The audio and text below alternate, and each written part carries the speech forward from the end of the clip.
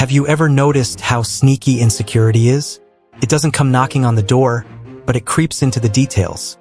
In the "can I do it?" The fear of making mistakes in front of others, or that almost automatic need to show that everything is okay.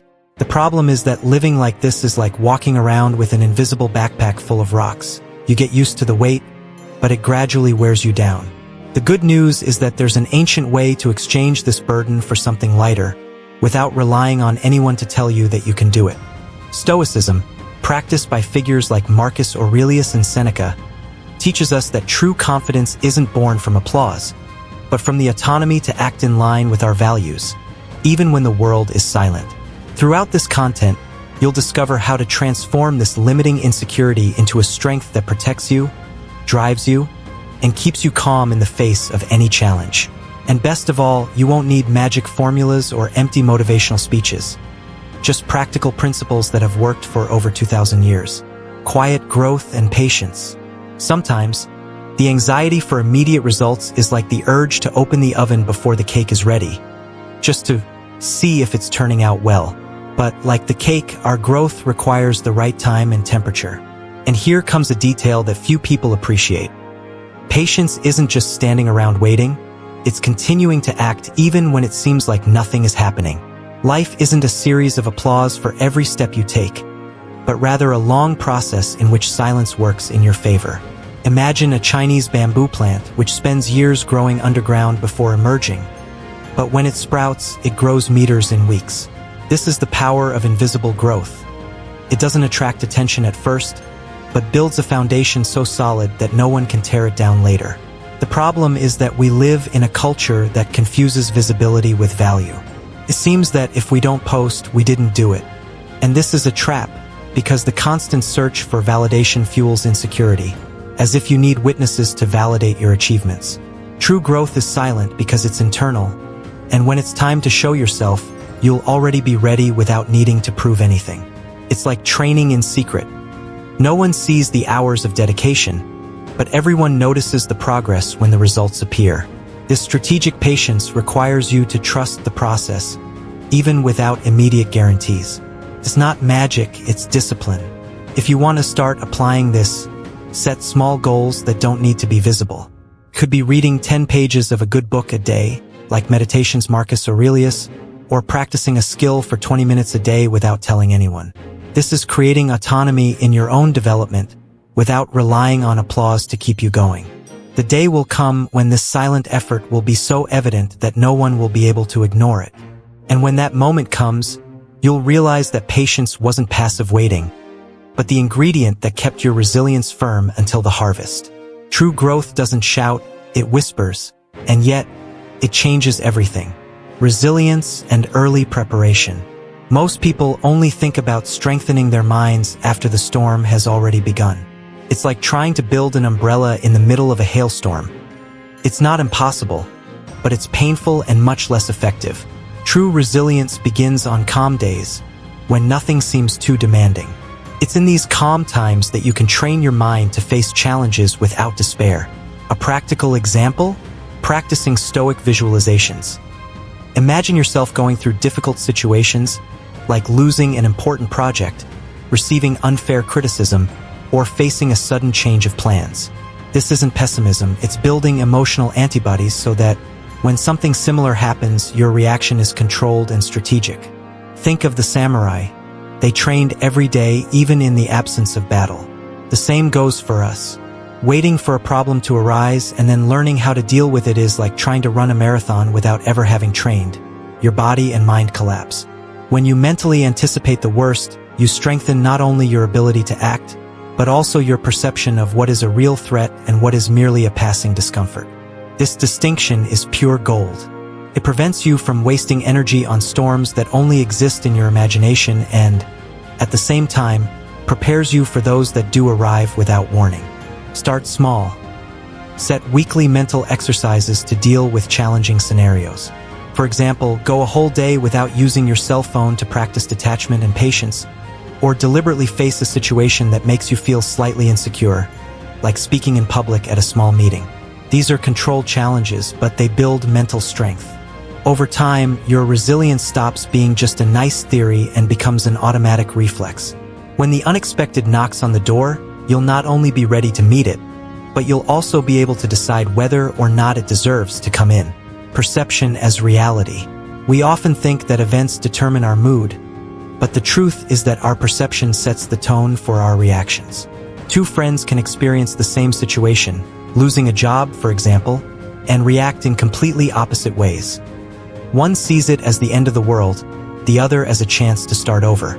The event is the same, but the lens is different. And here comes a crucial point.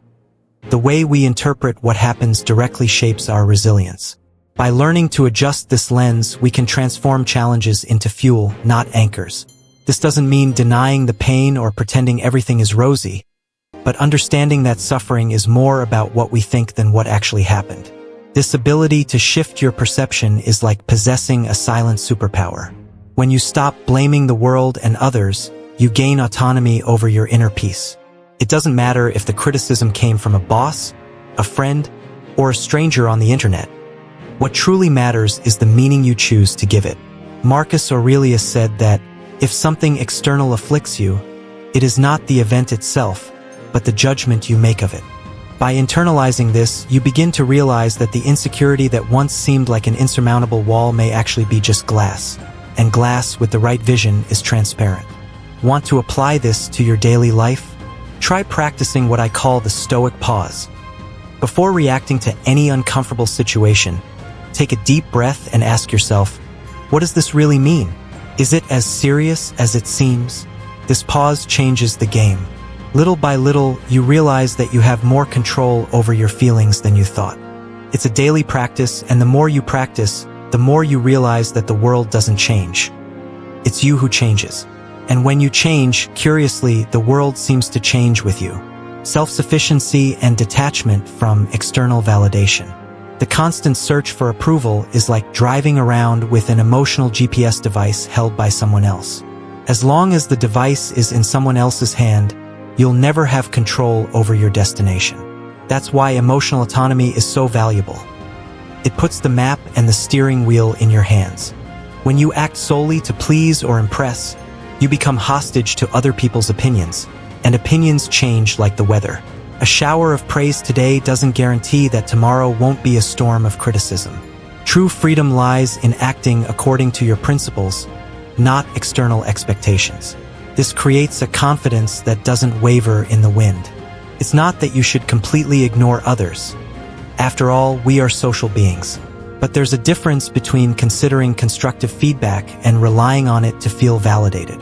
Imagine an artist who only creates when they receive applause. They will always be enslaved by the public's taste. Now, imagine an artist who creates because they can't no create. It's this kind of autonomy that strengthens your resilience and drastically reduces the impact of insecurity. You begin to measure your progress by your own yardstick, not by the yardstick of someone watching from the outside. And, ironically, the less you seek recognition, the more it tends to come. To begin cultivating this independence, establish invisible personal victories. It could be completing a reading goal without telling anyone, or learning a new skill without posting every progress on social media. This helps train your brain to be satisfied by effort, not by external reaction. Over time, you realize you don't need a spotlight to shine, because the light comes from within. And when that light is internal, no one can extinguish it. Ultimately, self-sufficiency isn't isolation, it's freedom. It's living according to who you are, not what others expect you to be. The power of non-reaction and silence. We live in a world where everyone wants to have the last word, as if responding quickly is synonymous with strength. But the truth is that silence is often far more powerful than any fiery speech. Non-reaction doesn't mean passivity, but rather control. When you choose not to respond to a provocation, you are effectively deciding that the other person will have no power over your emotional state. It's as if to say, you don't dictate my tone, I dictate mine. This stance preserves your energy and protects your resilience, because not every battle is worth fighting, especially those fought purely out of ego. Silence is also a strategic tool. Think of the best chess players. They don't react impulsively, but observe, analyze, and act only when the right move appears. In everyday life, this might mean waiting before responding to a hurtful message, not retaliating to unfair criticism, or simply letting time show who was truly right. Instead of fueling conflict, you let it die of inanition. And in the process, you gain something invaluable: the autonomy to act based on reason, not impulse.